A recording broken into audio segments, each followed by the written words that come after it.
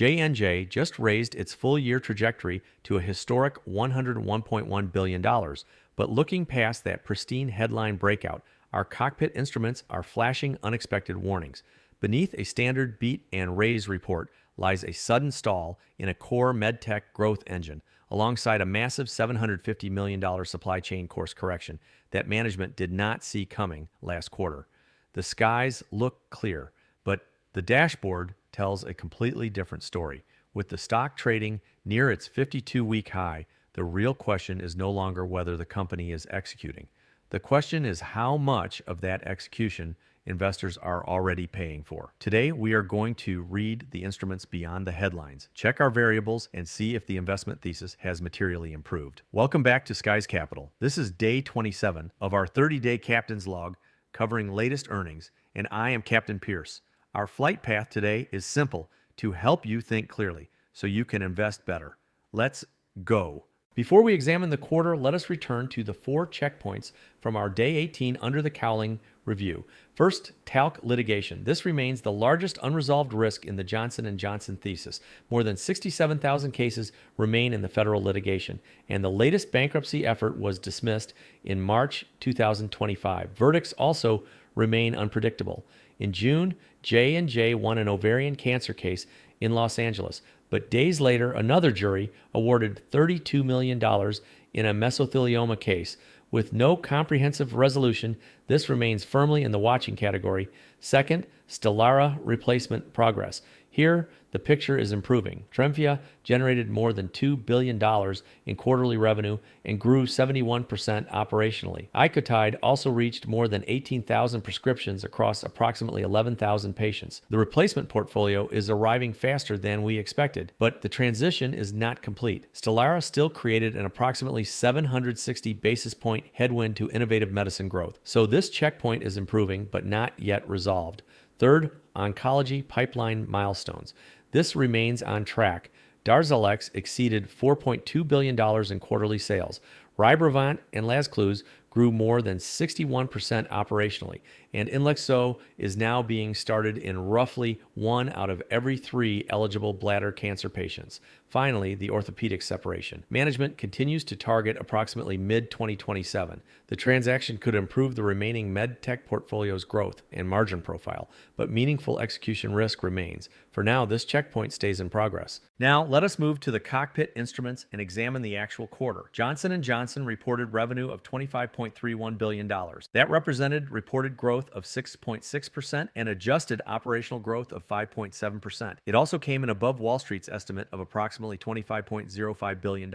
Adjusted earnings were $2.90 per share, up 4.7% and 5 cents ahead of consensus. Management also raised both its reported sales and adjusted EPS outlooks. The new reported sales range is approximately $100.8 billion to $101.4 billion, producing a midpoint of $101.1 billion. Adjusted earnings guidance increased to $11.60 through $11.75, with a midpoint of $11.68. Inside the segments, innovative medicine grew 6.8% operationally, led by 16.1% oncology growth. MedTech grew 3.6% operationally. That is still positive, but the segment came in slightly below expectations. Electrophysiology faced an approximately 400 basis point headwind from localized inventory movements in China. Crucially, our instruments show this is a temporary timing drag on the radar rather than a drop in underlying patient procedure demand. So the primary instruments were positive, but not every gauge was accelerating at the same rate. Now let us look at what went well. The first tailwind is the $100 billion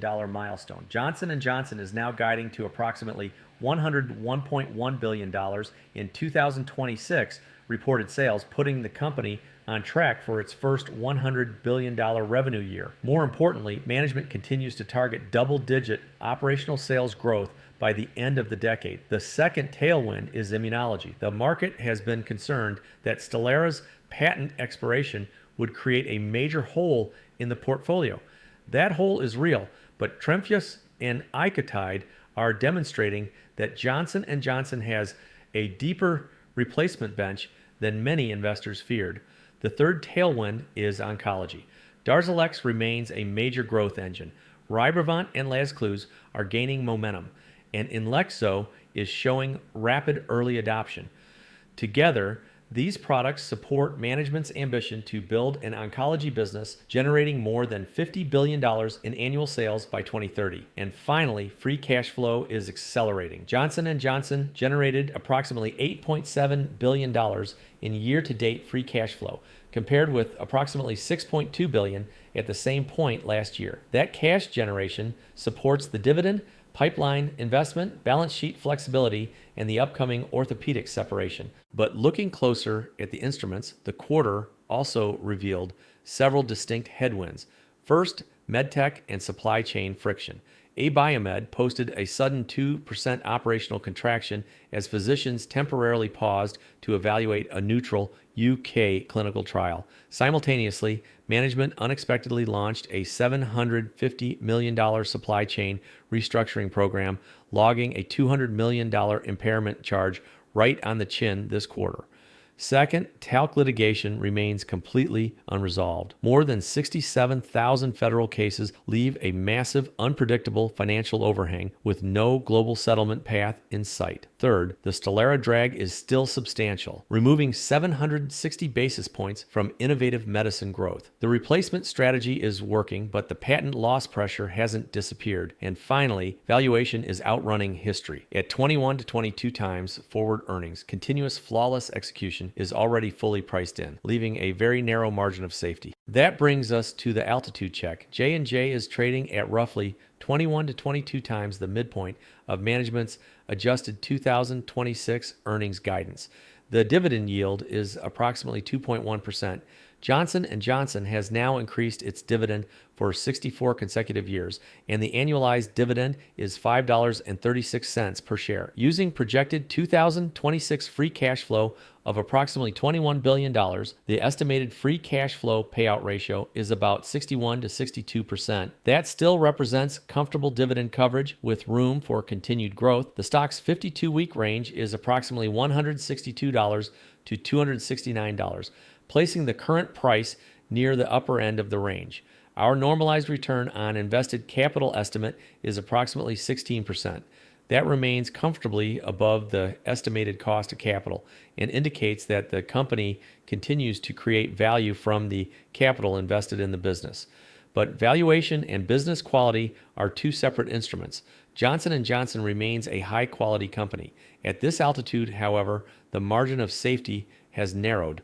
So what is the captain's verdict? The Johnson & Johnson investment thesis is improving. Revenue growth is strengthening management-raised guidance. Tremfya and Icotide are easing concerns around the Stelara transition. Oncology remains a major growth engine, and free cash flow is accelerating, but an improving thesis is not automatically a buy signal. The fundamentals have strengthened while the valuation has expanded, leaving less room for execution errors. That gives us 4 key waypoints. First, talc litigation developments. Any credible settlement path, major legal ruling, or unusually large verdict remains the biggest swing factor in the thesis. Second, the orthopedic separation. We need confirmation that the company remains on track for mid-2027 and can complete the transaction without disrupting the remaining medtech portfolio. Third, Tremfya and Icotide share trends. The key question is whether immunology momentum can hold as Stelara's biosimilar erosion continues. And fourth, entry price discipline. With the forward multiple above the recent historical range, I would prefer either a meaningful pullback or further confirmation that the raised guidance remains intact before materially adding. Johnson & Johnson is executing better, but at today's altitude, the margin of safety has narrowed.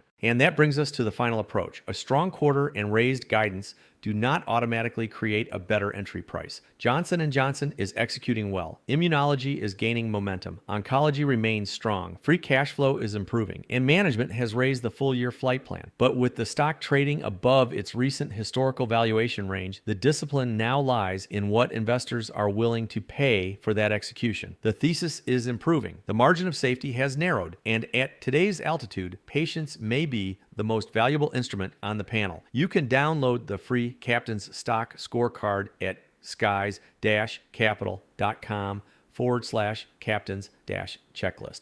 The link is also in the description. And if this briefing helped you think more clearly about JNJ, please like the video and subscribe to SkiesCapital.